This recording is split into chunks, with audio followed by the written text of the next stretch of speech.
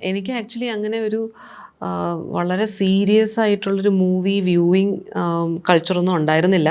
എനിക്ക് എൻ്റെ ഒരു പോയിന്റ് ഓഫ് റെഫറൻസ് എന്ന് പറഞ്ഞില്ലെങ്കിൽ എന്നെ ഇൻസ്പയർ ചെയ്തിട്ടുള്ള സിനിമകൾ ഈവൻ വെൻ ഞാൻ മറ്റ് ഭാഷകളിലെ സിനിമകൾ കാണുമ്പോൾ പോലും എൻ്റെ ഹൃദയത്തോട് ഏറ്റവും ചേർന്ന് നിൽക്കുന്നത് നമ്മുടെ സിനിമകൾ തന്നെയാണ്. ഡെഫിനറ്റ്ലി മോഹൻലാൽ എന്ന് പറയുന്ന ഒരു ആക്ടറിൻ്റെ ഒരു probably one of the best performances നമ്മൾ കണ്ടിട്ടുള്ളതും ഇപ്പോഴും ചർച്ച ചെയ്യപ്പെടുന്നതും ആയിട്ടുള്ള കാര്യങ്ങളാണ്.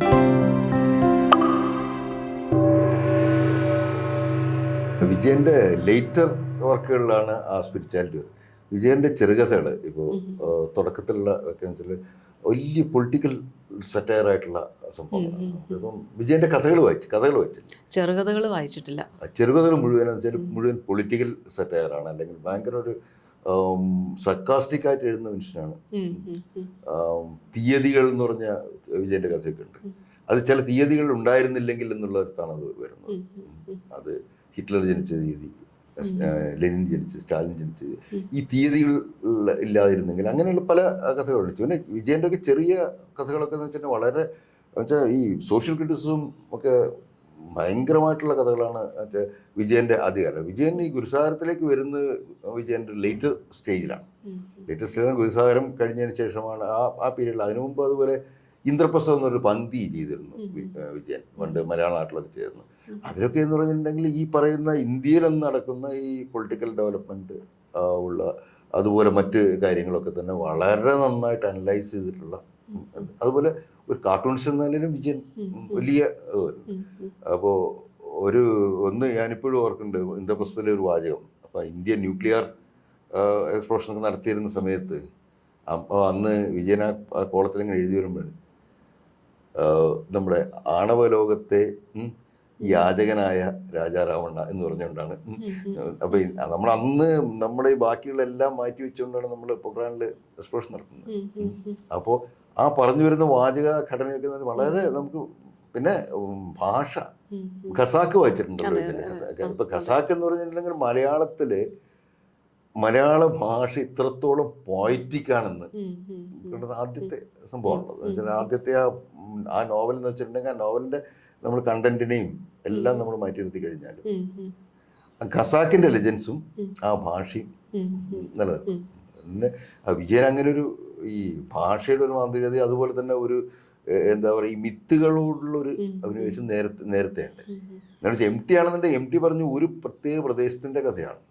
കൂടല്ലൂർ എന്ന് പറയുന്ന ഒരു പ്രദേശത്തെ ഒരു സ്വന്തം തറവാടിന്റെ കഥയാണ് പുള്ളി എല്ലാം പറഞ്ഞിരിക്കുന്നത്. ഈ അടുത്ത കാലത്ത് തന്നെ ആത്മകഥ എഴുതുന്നില്ല എന്നാരും ചോദിച്ചു, പറഞ്ഞു എൻ്റെ ആത്മകഥയൊക്കെ ഞാൻ എത്ര കാലമായിട്ട് എഴുതിക്കൊണ്ടിരുന്നു, നിങ്ങൾക്ക് എല്ലാവർക്കും അറിയാവുന്നത്.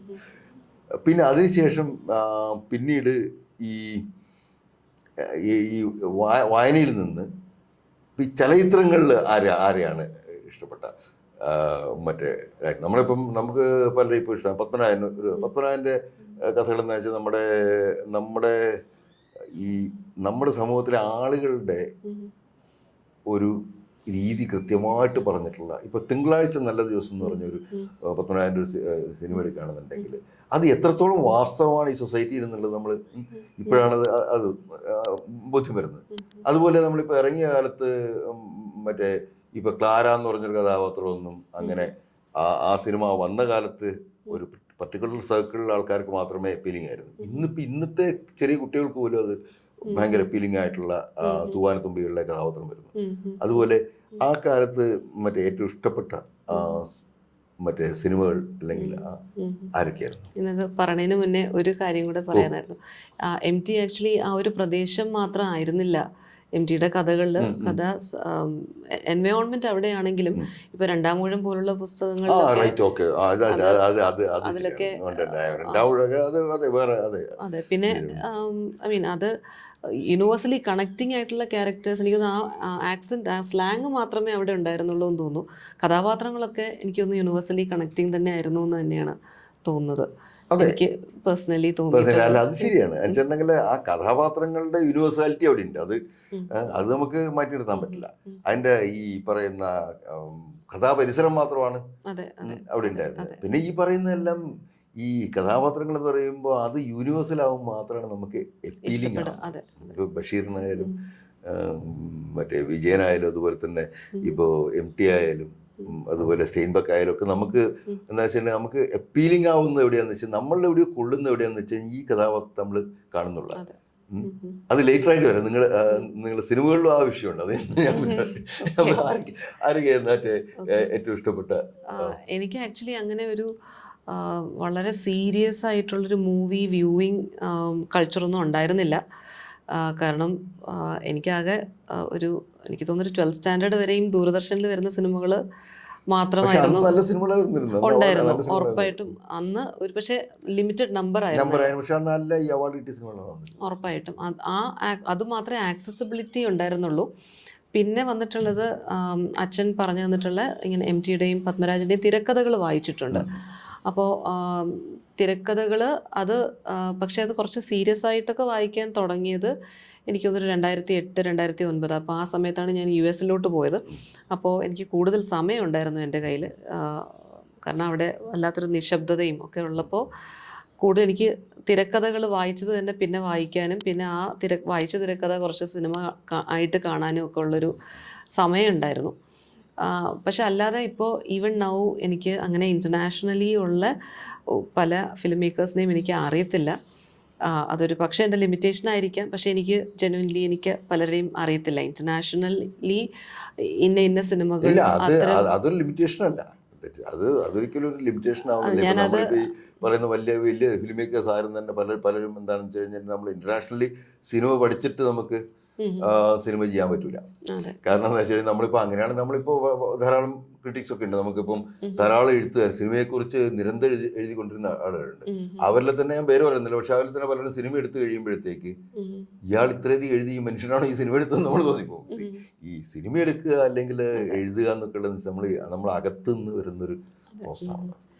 എനിക്ക് എൻ്റെ ഒരു പോയിന്റ് ഓഫ് റെഫറൻസ് എന്ന് പറഞ്ഞില്ലെങ്കിൽ എന്നെ ഇൻസ്പയർ ചെയ്തിട്ടുള്ള സിനിമകൾ ഈവൻ വെൻ ഞാൻ മറ്റ് ഭാഷകളിലെ സിനിമകൾ കാണുമ്പോൾ പോലും എൻ്റെ ഹൃദയത്തോട് ഏറ്റവും ചേർന്ന് നിൽക്കുന്നത് നമ്മുടെ സിനിമകൾ തന്നെയാണ്. എന്ന് വെച്ചാൽ ഇപ്പോൾ ഈവൻ ഇപ്പോഴത്തെ സമകാലികരാണെങ്കിലും നല്ല സിനിമകൾ നന്നായി ഇഫക്റ്റീവ്ലി സ്റ്റോറി ടെല്ലിംഗ് ചെയ്യുന്ന ഒരുപാട് ഫിലിം മേക്കേഴ്സ് ഉണ്ട്. ബട്ട് ഇപ്പോൾ KG ജോർജിൻ്റെ സിനിമകളും അത്തരത്തിലുള്ള സിനിമകളൊക്കെ നമ്മൾ ഈ പറഞ്ഞ പോലെ ദൂരദർശനിലാണെങ്കിലും നമ്മൾ കണ്ടിട്ടുള്ള സിനിമകളാണ്. പക്ഷേ ഇതിൻ്റെയൊക്കെ പേരൊന്നും അറിയില്ലായിരിക്കും. ബട്ട് അതിനകത്ത് പറയുന്ന കാര്യങ്ങളും അതിനകത്തുള്ള കഥാസന്ദർഭങ്ങളും ഒക്കെ ഡെഫിനറ്റ്ലി നമ്മൾ സ്പർശിച്ചിട്ടുള്ള കാര്യങ്ങൾ തന്നെയാണ്. മലയാളത്തിലെ ഏറ്റവും ബ്രില്യൻ്റ് ആയിട്ടുള്ള ഫിലിം മേക്കേഴ്സിലൊരാളാണ് KG ജോർജ്. KG ജോർജിൻ്റെ മറ്റേ സിനിമയുടെ ടെക്നിക്സും ഉപയോഗിച്ചിരിക്കുന്ന ഇപ്പോൾ യവനിക പോലൊരു സിനിമ ഒക്കെ ചെയ്യുന്ന വെച്ചാൽ അത് ഒരു ഭയങ്കര ബ്രില്യൻ്റ് ആയിട്ടുള്ള ഫിലിം മേക്കറാണ്. ജോർജിൽ നിന്നൊക്കെ നമുക്ക് ഇപ്പോഴും പഠിച്ചുകൊണ്ടേയിരിക്കാവുന്ന ധാരാളം സംഭവങ്ങളുണ്ട്. ടെക്നിക്കലി അത് ഭയങ്കര പെർഫെക്റ്റ് ആയിട്ടുള്ള സിനിമകളാണ്. ഒരുപാട് അങ്ങനെ ഇപ്പോൾ MT ആണെങ്കിലും പത്മരാജൻ്റെ ഒക്കെ ഇപ്പോൾ സിബി മലയിലാണെങ്കിലും കമലാണെങ്കിലും ഇപ്പം ഈവൻ കയ്യൊപ്പ് എനിക്കിഷ്ടമാണ്, രഞ്ജിത്തിൻ്റെ കയ്യൊപ്പ്. അപ്പോൾ അത്തരത്തിൽ നമുക്ക് ഡൈവേഴ്സ് ആയിട്ടുള്ള പലതരത്തിലുള്ള വ്യത്യസ്തമായിട്ടുള്ള സിനിമകളും ഒക്കെ ഉണ്ട് ഇമോഷണൽ. ഇപ്പോൾ സതയം പോലുള്ള സിനിമകൾ അതൊക്കെ ഇന്ന് എത്രത്തോളം കമേഴ്ഷ്യലി ഇതാവും എന്നറിയില്ല. പക്ഷേ എനിക്ക് ഓർമ്മയുണ്ട് അത് കണ്ടിട്ട് എനിക്ക് തോന്നുന്നു എനിക്ക് 3ാം ക്ലാസ്സിൽ എന്തോ ആയിരുന്നു എന്ന് തോന്നുന്നു ഞാൻ ആ സിനിമ കാണുമ്പോൾ തിയേറ്ററിൽ പോയി കണ്ടിട്ട് അത് അന്ന് തൊട്ട് അത് എത്രത്തോളം നമ്മളെ ഡിസ്റ്റർബ് ഓർ റാദർ വിസ്മയിപ്പിച്ചിട്ടുണ്ട് എന്നുള്ളത് ഒരു വലിയൊരു കാര്യമാണ്. തനിയാവർത്തനമാണെങ്കിലും ഇപ്പോൾ എനിക്ക് തന്മാത്രയും വളരെ ഫേവററ്റ് ആയിട്ടുള്ളൊരു മൂവിയാണ്. കാരണം ലൈക്ക് നമ്മൾ കാണുന്ന ഒരു ഓഡിയോ വിഷ്വൽ മീഡിയം നമ്മളെ അത്രയും നമ്മുടെ ആഴത്തിൽ നമ്മളെ സ്പർശിക്കാൻ കഴിയുന്നു എന്ന് പറയുന്നത് എനിക്കൊരു മാജിക്കായിട്ടാണ് തോന്നുന്നത്. അപ്പോൾ V definitely have so many എത്രയോ ലെജൻഡറി ആയിട്ടുള്ള ഫിലിം മേക്കേഴ്സ് മലയാളത്തിലുണ്ട്. അപ്പോൾ അവരുടെ ഫിലിംസാണ് നമ്മൾ കണ്ട് വളർന്നിട്ടുള്ളത്. ഇപ്പോൾ ദശരഥം എന്ന് പറയുന്ന സിനിമ, അത് ആ സിനിമ എന്ന് പറയുന്ന ആ ഒരു സ്ട്രക്ചറുള്ളത് എന്നെ ഒരുപാട് വിസ്മയിപ്പിച്ചിട്ടുള്ള വൈകാരികമായിട്ടുള്ള തലത്തിൽ. ഡെഫിനറ്റ്ലി മോഹൻലാൽ എന്ന് പറയുന്ന ഒരു ആക്ടറിൻ്റെ ഒരു probably one of the best performances നമ്മൾ കണ്ടിട്ടുള്ളതും ഇപ്പോഴും ചർച്ച ചെയ്യപ്പെടുന്നതും ആയിട്ടുള്ള കാര്യങ്ങളാണ്. അപ്പോൾ അത് അങ്ങനെ പെർഫോമൻസും ഇതിൻ്റെയൊക്കെ ഒരു കൊളാബറേറ്റീവ് ആർട്ട് ഫോമാണല്ലോ, അതെപ്പോഴും വിസ്മയിപ്പിച്ചിട്ടുണ്ട്. അതിൻ്റെ ഒരു മാജിക്ക് തന്നെയാണ് അത്. ഇറ്റ് കണ്ടിന്യൂസ് ടു ഇപ്പോഴും അതിൻ്റെ ഒരു വിസ്മയം ഉണ്ട്.